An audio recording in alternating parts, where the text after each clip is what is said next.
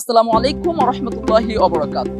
সুপ্রিয় দর্শক, আজকে আমরা দাঁড়িয়ে আছি রাজধানীর দক্ষিণখানের ফায়দাবাদ এলাকায় অবস্থিত অনন্য স্থাপত্যের নিদর্শন বাইতুর রফ জামে মসজিদের সামনে। লাল ইটের তৈরি মিনার ও গম্বুজহীন এই মসজিদটি ইতিমধ্যেই বিশ্বের মানচিত্রে তার ব্যতিক্রমধর্মী নকশা এবং উন্নত স্থাপত্য শৈলীর মাধ্যমে ব্যাপক পরিচিতি অর্জন করেছে। 2016 সালে Aga Khan award for architecture অর্জনের মাধ্যমে এই মসজিদটি দেশ বিদেশে তার অবস্থান তৈরি করে নেয়। আজকে আমরা উত্তরা নিউজের বিশেষ আয়োজনে এই মসজিদের ইতিহাস, উন্নত স্থাপত্য শৈলী এবং এই মসজিদের অজানা গল্প আপনাদেরকে ঘুরে দেখাবো।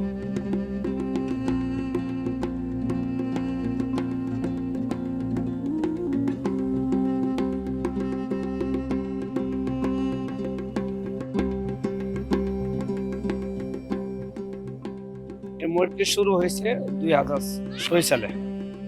মসজিদের যে জায়গা দিয়েছেন তিনি হলেন সুফিয়া খাতুন, আছে আর্কিটেক্ট ডিজাইনার মিরিনা তাবাসসুমের নানি। মুসলিম আগা খান অ্যাওয়ার্ড পেয়েছে স্থাপত্যের উপরে 2016 সালে। প্রথমে ছিল টিন সেট, সেখান থেকে আস্তে আস্তে আলহামদুলিল্লাহ এখন সে ঐতিহাসিক মসজিদ রূপে আলহামদুলিল্লাহ সারা বিশ্বে ওয়ার্ল্ড ফেমাস হিসেবে স্বীকৃতি পেয়েছে আলহামদুলিল্লাহ।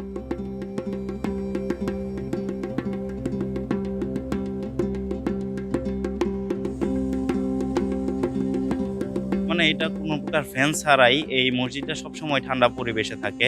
কারণ মসজিদের আশেপাশে এই ইটার মধ্যে যখন ইটাগুলো গাচ্ছে তখন কিছু সংখ্যক ইটার মধ্যে ফাঁকা স্থান রাখছে, যাতে করে বাহিরের বাতাস এমনকি বাহিরের ঠান্ডা বাতাস এমনকি ভিতরের গরম বাতাসগুলোও বের হয়ে যায়। তার মধ্যে আবার উপরের মধ্যে তারা রেখেছে কিছু সংখ্যক ফাঁকা স্থান, যার মাধ্যমে সূর্যের এত সুন্দর সূর্য তাদের আলোটা মানে ভিতরে যদি প্রবেশ করে। মসজিদের ডিজাইনটা অনেক সুন্দর, এখনো কাজ কমপ্লিট হয় নাই।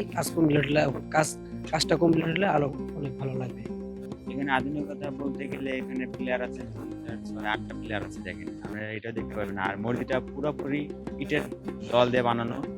আর হলো দ্বিতীয়ত এই মসজিদের আশপাশে ঘুরতে গেলে কিন্তু মসজিদের কোনো তত্ত্ব দেখা যায় না, মসজিদের কাছে আসলে কিন্তু এই জিনিসটা খেয়াল করতে পারবে।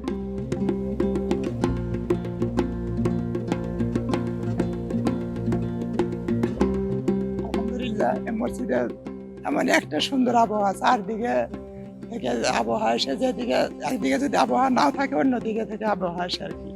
এর মধ্যে মানুষের কোনো কারেন্ট না থাকে, মানুষের কোনো অসুবিধা হয় না এবং মানুষ অনেক আরামদায়ক ভাবে এই মসজিদে নামাজ পড়ে আর কি।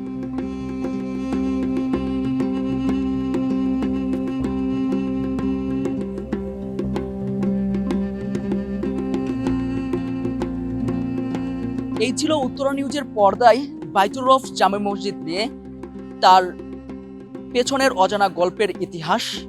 আজকের পর্ব এখানেই শেষ করছি। আপনাদের সামনে আবারও নতুন কোনো মসজিদ নিয়ে হাজির হব। সেই পর্যন্ত চোখ রাখুন উত্তরা নিউজে। ভালো থাকুন, সুস্থ থাকুন। আসসালামু আলাইকুম ওয়া রাহমাতুল্লাহি ওয়া বারাকাতুহু।